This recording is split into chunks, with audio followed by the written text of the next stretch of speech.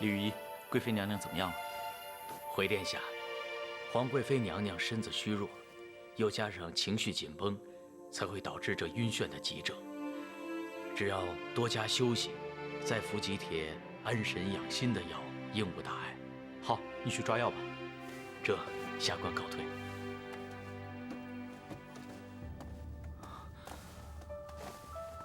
娘娘，李御医说您没事儿，您好好休息。你呢？你帮本宫挨了一棍，痛不痛啊？不痛，应仍身体强壮。珠儿参见皇贵妃娘娘、太子殿下。你来做什么？回殿下的话，太子妃娘娘请太子殿下回一趟玉庆宫。他又什么事儿啊？你告诉他我很忙，没空理他。应仍啊，娘娘，怎么了？太子妃找你，你应该去见她才是。好吧，应仍这就回宫，您好好养病，我回头再来看你。你快去吧，我躺一会儿就好了。而且还有灵儿在这照顾我，我没事的。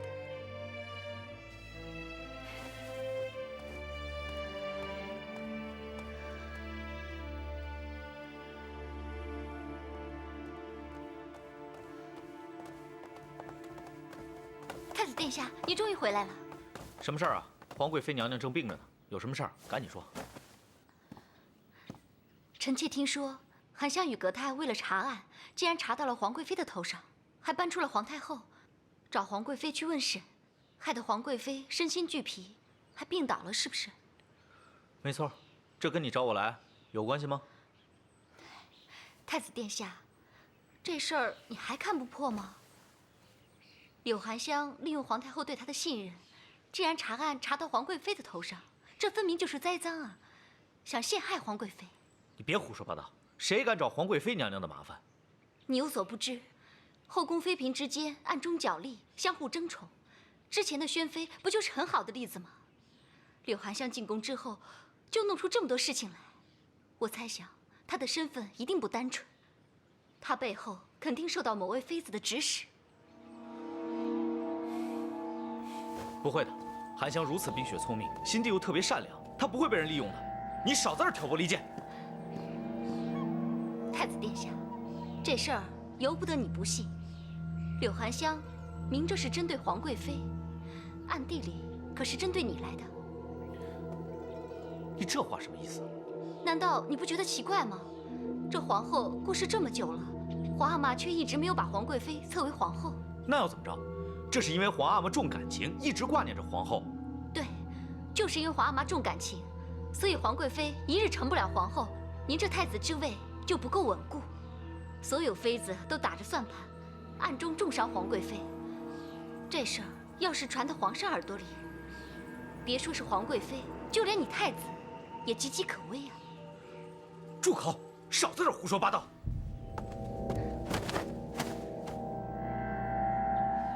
你想想，当今皇子个个都对你虎视眈眈，若是少了皇贵妃护着你，那其他妃嫔皇子不就更有翻身的机会了吗？更何况这后宫之中，除了皇贵妃和我，还有谁在为您着想啊？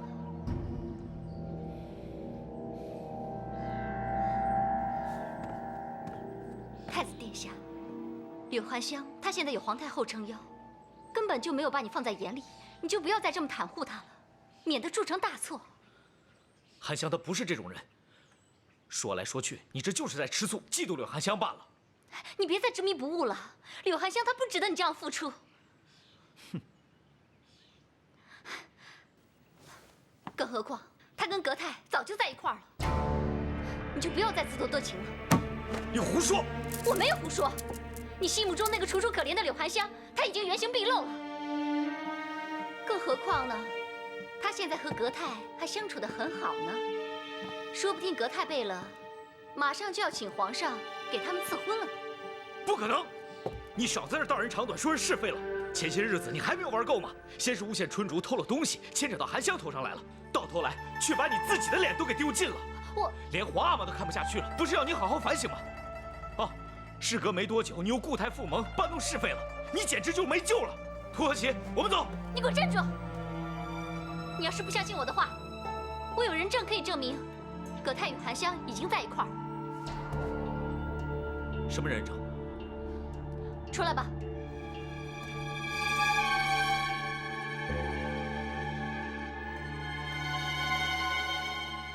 奴婢春竹参见太子殿下。起来吧。谢太子殿下。春竹，太子殿下不相信我说的话，你把你所看到的一切，从头到尾，仔仔细细的，都告诉太子吧，让太子殿下自己做个评断吧。是，娘娘。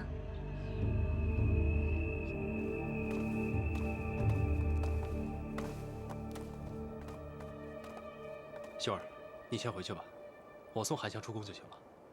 是，奴婢先告退。韩香，我们走吧。嗯。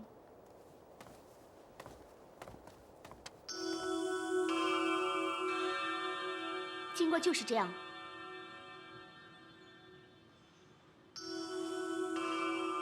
春竹所言，足以证明葛泰和柳寒香两人早已情投意合。但是，太子殿下，你怎么不说话了？这不可能的事，你叫我如何相信？春竹，你是不是受了太子妃的威胁才故意这么说的？你为何如此袒护柳寒香？就连春竹说的话你都不信？柳寒香她到底哪里比我好？她有的你都没有。太子殿下，奴婢所言都是亲耳所闻、亲眼所见，不敢有所欺瞒。况且葛泰贝勒还当着奴婢与木儿的面，主动牵起韩香的手。什么？那个葛泰牵了韩香的手？春竹，你不用怕，继续往下说。是。葛泰贝勒之所以牵韩香的手，就是为了向奴婢和木儿证明他们两个真的在一起了。所以此事除了奴婢之外，木儿也是亲眼目睹。太子妃娘娘，臣有一事不解，想问春主。涂和齐，你想问什么，就尽管问吧。这，春主，在司衣库里边，你和韩香是最要好的姐妹，要不然，她也不会把自己跟葛泰贝勒的事情都告诉你。而且，据我所知，她曾多次替你挡下灾祸，对吗？是。那你为什么明知此事对韩香不利，还要据实禀报呢？难道你不知道，当你选择帮助太子妃娘娘的时候，就已经背叛了你最好的姐妹吗？哼，果然，你说的那些都不是真的，对吧？哼哼，本太子就知道你是被逼的。春竹，你就放心大胆的说实话，天塌下来，本太子替你挡着。是姐妹，又怎么样？奴婢从小就被人嘲笑，但无论到哪里，身边都有一个好姐妹。刚开始还真以为她们是真心为奴婢着想，久了才发现，她们接近奴婢，只不过是想衬托她们自己的美好罢了。韩香她不是这种人。春竹，韩香是怎么对你的？上回汝窑瓷失窃的时候，本太子可是看得清清楚楚啊。是啊，春主，你是不是都忘了？奴婢没忘，但那虚伪的友情背后，藏着你们所不了解的真相。什么意思？正所谓红花配绿叶，才能吸引目光。而那绿叶呢，就是像春竹这样比较不出色的人。韩香长得漂亮，绣工又好，不止同司库偏爱她，就连皇太后也宠爱她。韩香之所以没有踢开奴婢，就是因为她觉得奴婢的平庸还不足以威胁到她。你这样想，实在太偏激了，这根本就不是事实。不，奴婢只不过学会了替自己着想罢了。韩香能有的，我春竹也可以做得到，所以奴婢才会主动投靠太子妃娘娘，就是盼未来能够衣锦还乡。你这个不知羞耻的东西，背叛自己的姐妹还大言不惭！太子殿下，你别偏离了重点。春竹如此坦白，就是为了证明葛泰与韩香在一起的事实。事实证明，柳寒香背弃你在先，你就不要再帮她了。春竹，那个葛泰跟韩香到底到了什么程度了？他们他们关系自然是十分密切了。奴婢猜想，既然他们都敢在人前恩爱牵手了，那么关起门来，岂不就……好了，不要再说了。太子殿下，既然有情人已成眷属，那你以后就不要再对柳含香客气了。该有的分寸和惩处都得公事公办，要不叫皇贵妃娘娘怎么咽得下这口气呢？够了，事情该怎么做，本太子自有定夺。太子殿下，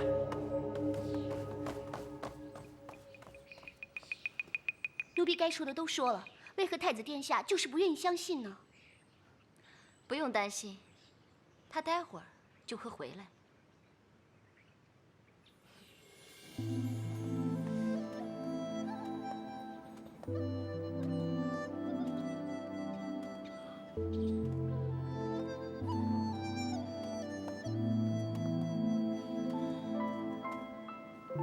哎，对了，怎么了？你想到什么？在这个节骨眼上，皇上刚好不在，可黑衣人又出现了。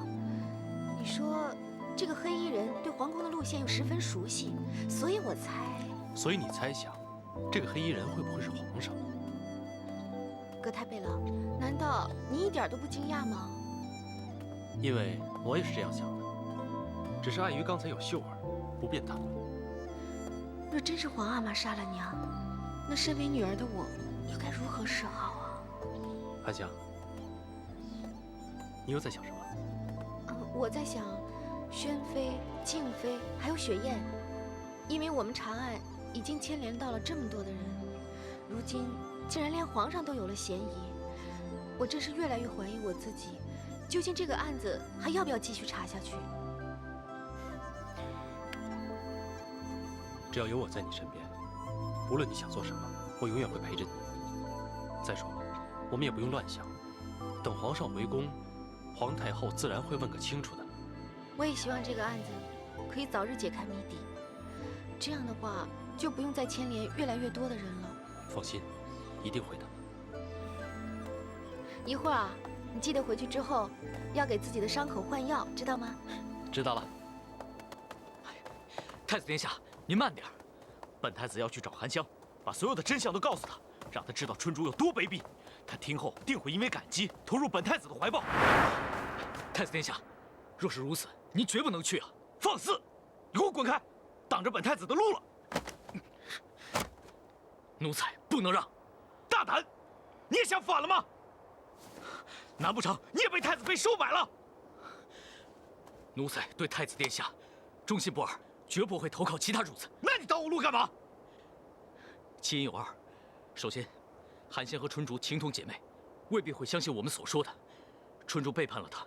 其次，是怕太子妃娘娘有所图谋，那我们岂不就误入陷阱了？这只是你自己的猜测。就算韩仙愿意相信咱们，他和葛太贝勒在一起这事儿已经是事实。单凭此事，太子殿下未必能够取代葛太贝勒在韩香心目中的位置。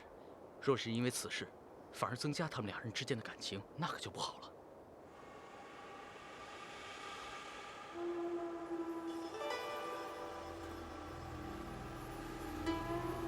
拓和奇，看你的样子，已经想好办法了。事已至此，咱们不如就顺水推舟，干脆假意与太子妃娘娘合作。这一来，可以安抚太子妃娘娘的情绪；二来嘛，我们可以利用春竹，找出韩香和葛太贝勒的弱点。那你的意思就是，让我们借用太子妃之手，拆散他们两个？对，若是计划顺利，太子殿下就算想要直接除掉葛太贝勒，也不无可能。反正，无论如何，我们都有春竹做替死鬼。到时候，韩香同时失去爱人和挚友，内心定会彷徨，无所依傍。那时，若本太子出现的话，那不就成了韩香最好的依靠了吗？到那时，我就不信韩香会再拒绝本太子。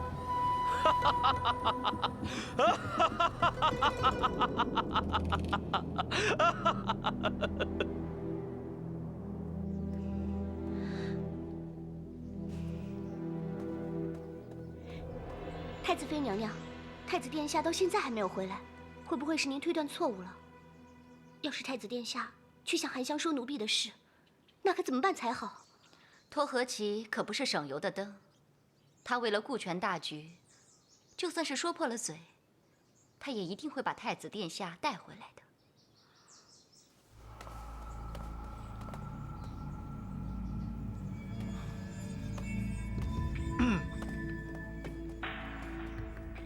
本太子刚刚到外头绕了一圈，情绪平复之后呢，就有了不同的想法。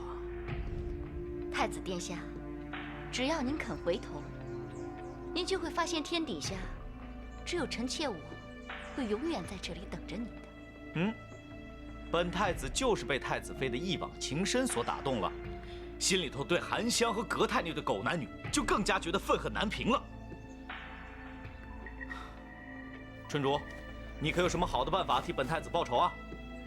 奴婢想过了，这几次韩香之所以能够逃过劫难，都是因为有佟司库当他的军师在背后指点着，因此奴婢认为应该先从佟司库下手。很好。春竹，你尽管放手去做，今后本太子在背后一定会全力协助你的。多谢太子殿下。免礼了。你可要替本太子好好盯着他们两个。是。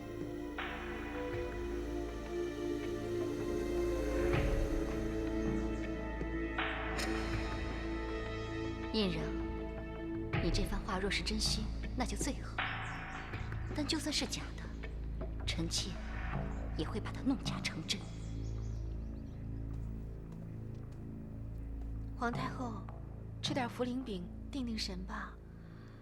大家都知道当年乙丹躲在普寿寺，只有哀家浑然不知。哀家想起来就没有胃口。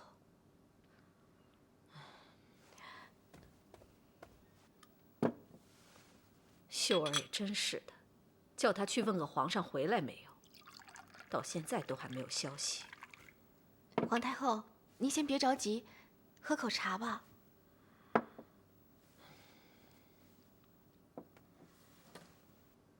一刻得不到答案，哀家这颗心就不得安宁。奴婢猜想，皇上之所以会隐瞒了这个消息，恐怕是有什么难言之隐。皇太后，您还是再耐心等等吧。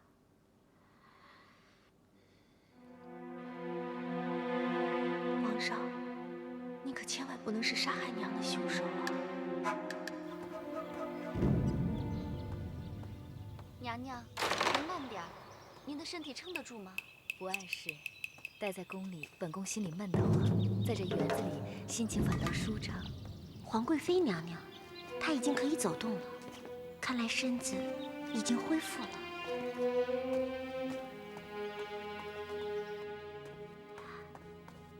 秀儿，皇上回来了没有啊？回皇太后，皇上还没有回宫。哎，皇太后，秀儿姐，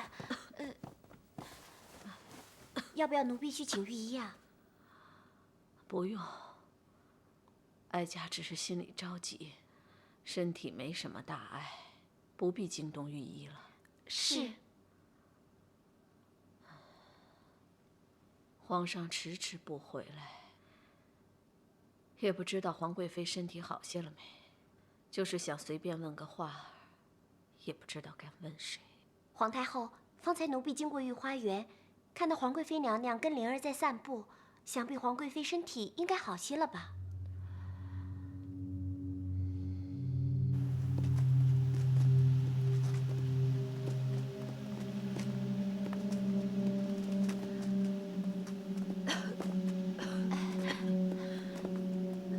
娘娘，你还是回去歇着吧，奴婢怕您着凉了。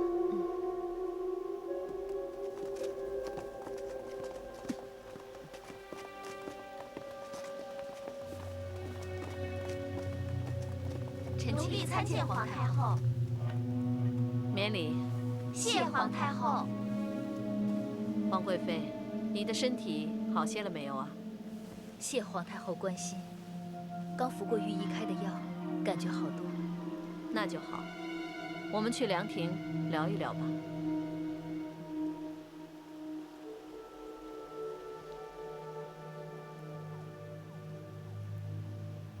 皇太后，请。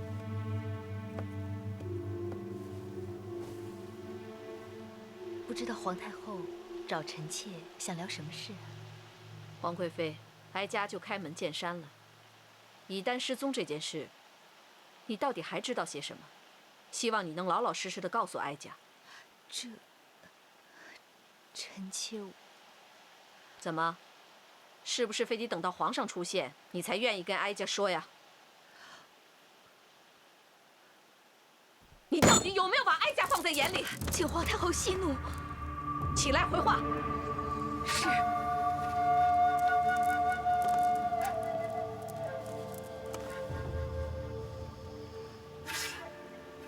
21年前，以丹格格突然失踪，郑亲王嫉妒与福晋心焦不已。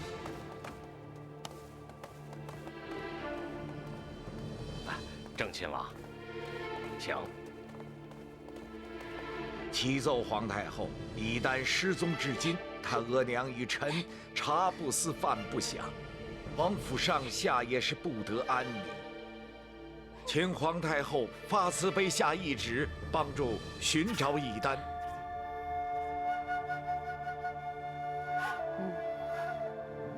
奉皇太后懿旨，责令九门提督及顺天府尹全力追查以丹格格之下落，3日之内上报，不得有误。臣遵旨。给我仔细搜！这。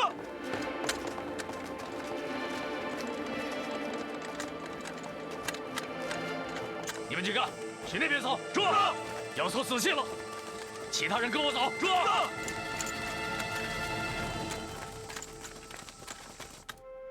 启禀皇太后，微臣连续搜索数日，但一无所获，请皇太后降罪。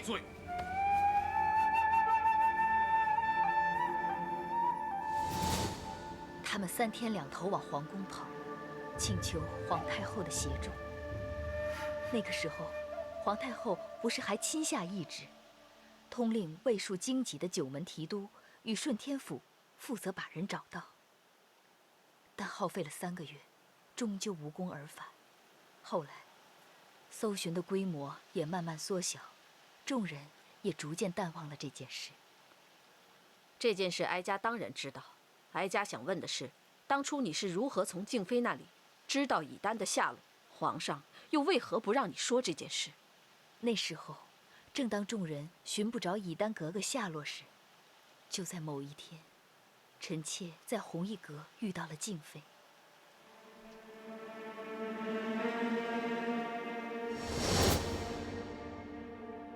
当静妃在弘毅阁遇到臣妾时，神色十分慌张。臣妾觉得可疑，于是便支开了旁人，单独与静妃交谈。静妃这才拿出以丹的书信，并告知了臣妾有关以丹藏匿的地点。是。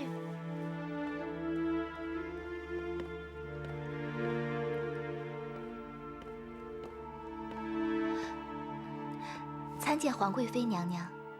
你怎么会在这儿啊？啊，以丹格格捎给我一封信，您看看。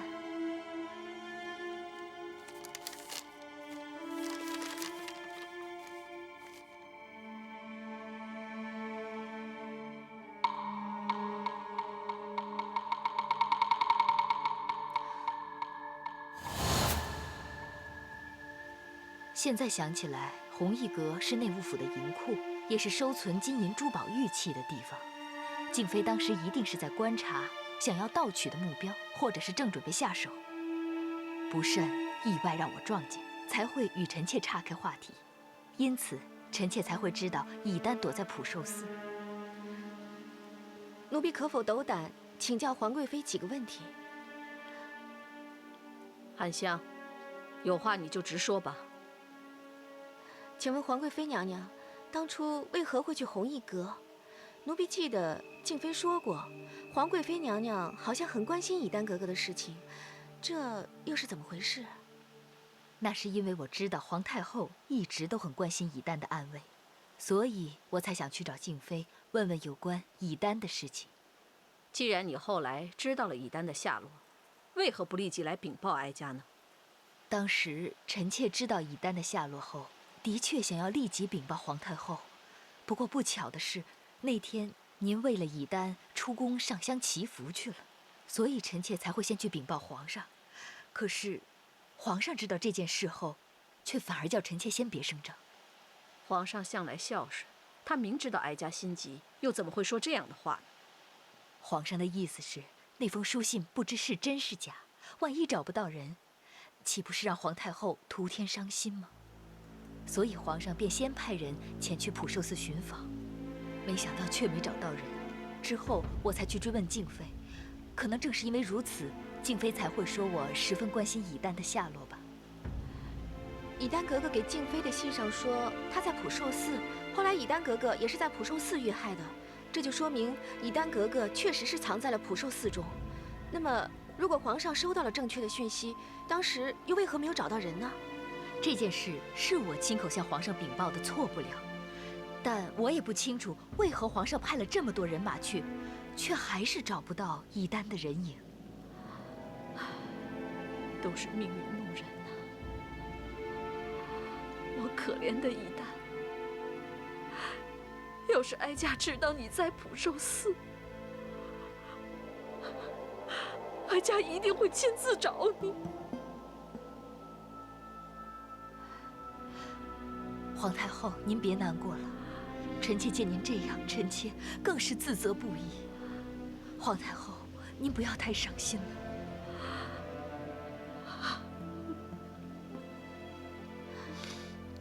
皇贵妃娘娘，前些日子，奴婢记得您曾经对奴婢说过，为了保护太子殿下，会不惜一切代价摒除障碍。那么，您是不是因为发现了以丹格格怀有身孕，所以才派人前去行凶，以绝后患？柳含香，你这么说实在太污蔑本宫了。当时皇上尚有程护、程庆、胤禔、长华诸皇子，我为何独独要对付以丹腹中的孩子？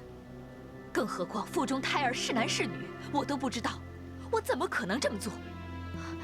奴婢失礼，请皇贵妃娘娘恕罪。等等，哀家听不懂你们在说什么。皇贵妃，你为何要害以丹腹中的胎儿？含香，你们到底在说什么？请皇太后不要再问了，这件事情含香不能说。有什么事是不能说的？含香，现在连你都瞒着哀家吗？你太让哀家失望了。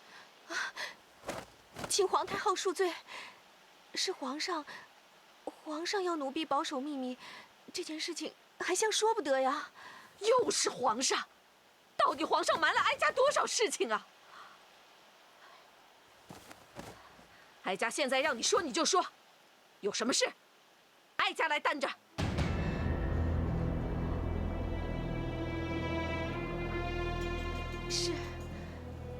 事情是这样的。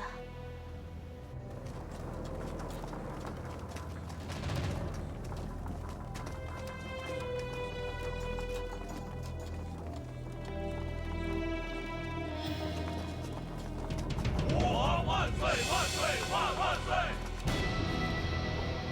含香，你说的这些都是真的？皇上和以丹？含香所言，句句属实。难怪以丹会怀了身孕。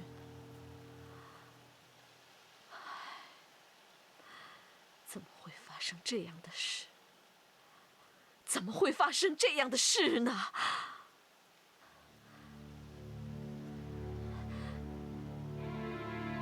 这件事你也知情？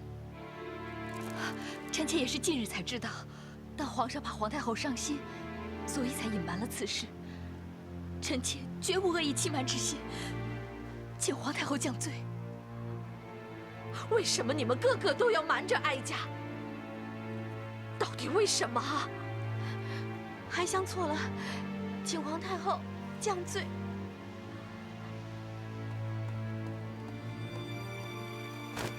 奴才参见皇太后。小木子，是不是皇上回宫了？启禀皇太后，皇上已经回宫，方才也去过了宁寿宫给皇太后请安，但皇太后恰巧不在。皇上现在在哪里？皇上现在正在养心殿书房。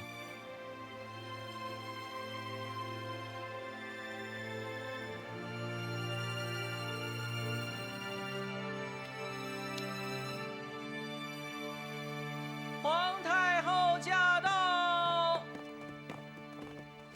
儿臣参见皇额娘。免礼。谢皇额娘。臣妾参见皇上。免礼。谢皇上。皇上，你今天一天去了哪里？为何没有人知道？按照惯例，皇上出宫，不都是会交代行程吗？回皇额娘的话，由于近来宫中有黑衣人出没，儿臣担心黑衣人会对儿臣不利，所以才会保密行程。其实儿臣今日是到教场去看练兵了。皇额娘急着找儿臣，不知有什么事。哼，你可真对得起哀家。你到底有多少事瞒着哀家？皇额娘，此话怎讲？皇上，都怪奴婢多嘴，把皇上跟以丹格格的事情全都告诉了皇太后。刘含香，你是怎么答应朕的？怎么可以不守诺言？奴婢该死，请皇上降罪。你不必责备他，是哀家逼含香说出来的。要怪，就怪你自己瞒着哀家。哀家要你把那天的事情全部的给哀家说出来。哀家要知道，你和以丹到底发生了什么事。是，儿臣会一一说给您听。你们都退下吧。是。等一等，含香留下。皇额娘，含香对此事非常了解，哀家要她留下来帮忙听一听，看看皇上有没有说谎。儿臣怎么会对皇额娘说谎呢？你都瞒了哀家这么多事情了，哀家还能信任你吗？儿臣知道了。含香留下，其余人都退下吧。臣妾告退。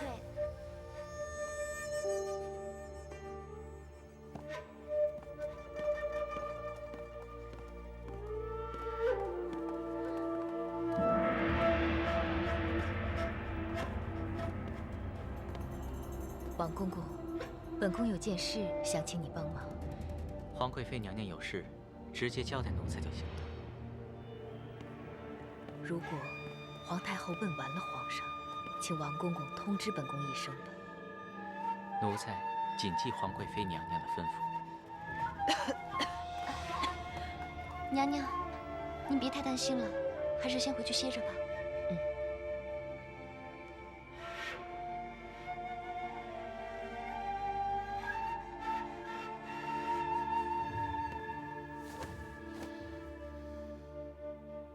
皇上，现在人都走了，只剩下哀家跟含香，你可以说了吧？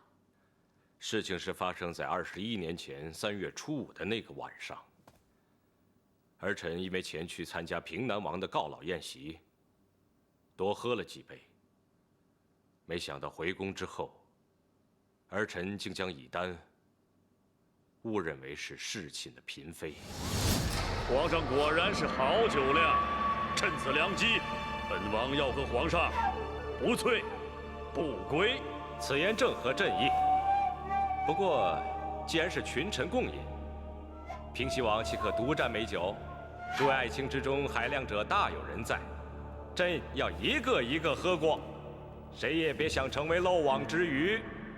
来，朕先敬诸位爱卿。谢皇上。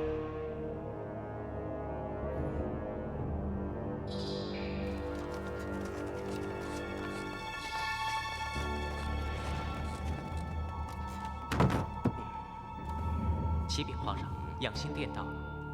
啊。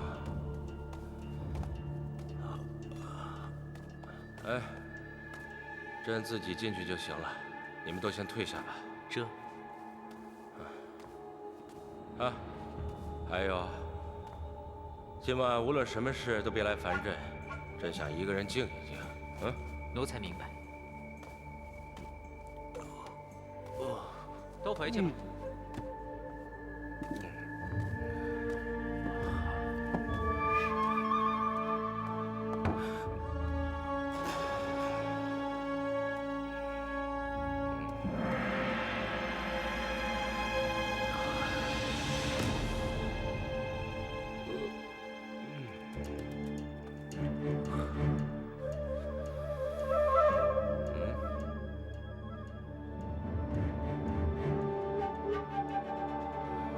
有人侍起啊！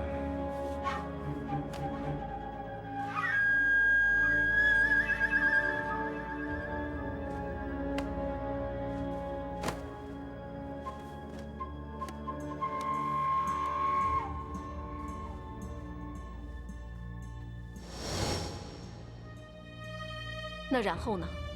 然后隔天一早，儿臣却发现自己的手掌上竟印着“玉掌明珠”4个字，所以儿臣便召来净室房的总管太监安和顺。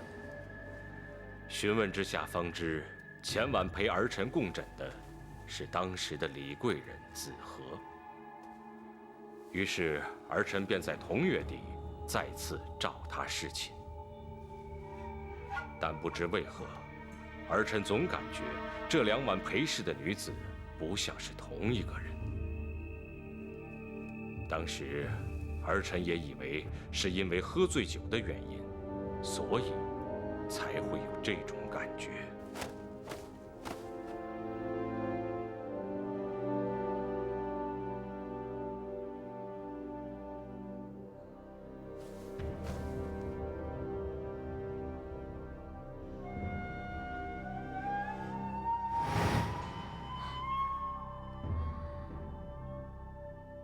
现在回想起来，哀家还记得那段日子，子和时常来找哀家，嘘寒问暖，不但一天到晚陪着哀家谈天说地，还时常问哀家皇上的事。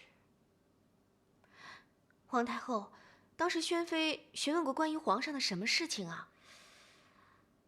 比如皇上喜欢喝什么茶，喜欢吃什么，有什么喜好，诸如此类的事，应该也是想投皇上所好吧。哦，原来如此。由于那时子和深得皇额娘的疼爱，所以儿臣便听从皇额娘的意见，将她封为宣妃。这件事哀家记得。然后呢？然后儿臣又召她侍寝，并问她有关于玉掌明珠的事儿。可宣妃却是一问3不知。这下子儿臣更加确定，3月初5那晚与儿臣共枕之人，绝对不是她。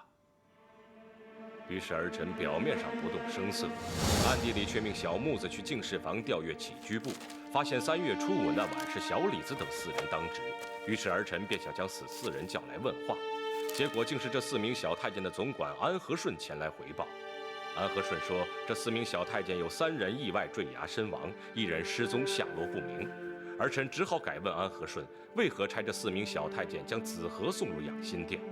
安和顺推说是他看错了玉蝶，然而儿臣再三回想，非常肯定自己从未挑选过紫河的玉蝶。既然如此，又何来错看之事？不过这个问题至今怕是随着安和顺死去，死无对证。因为当时已经封紫河为宣妃，在真相尚未弄清之前，儿臣决定不泄露此消息，就是怕惹出更多不必要的麻烦。可没多久，儿臣便从皇贵妃的口中得知以丹的下落，于是儿臣就立刻派人去找他。皇上，皇贵妃告诉您，以丹格格她就在普寿寺里，对吧？嗯。那么，以丹格格最后也是在普寿寺里发生的意外。如此说来，皇上您的确是找到了以丹格格本人。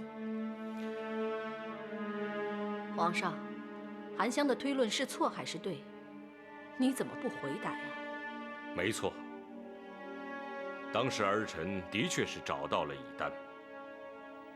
哎，刚才皇贵妃明明说，皇上当年没有找到以丹，为什么现在又说找到了？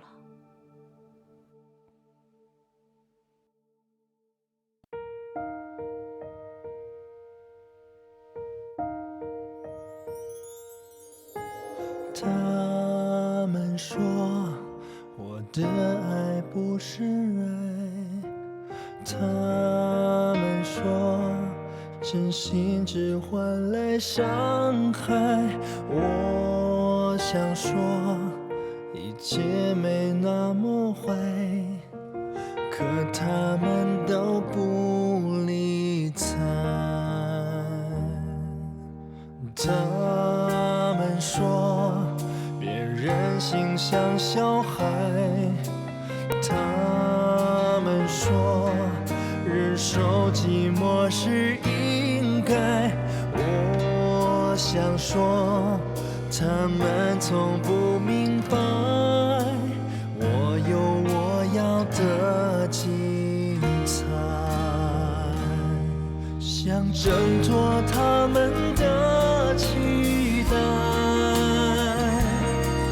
我好像快不能呼吸，这梦一样呢喃，就快将我掩埋，谁能救我离开？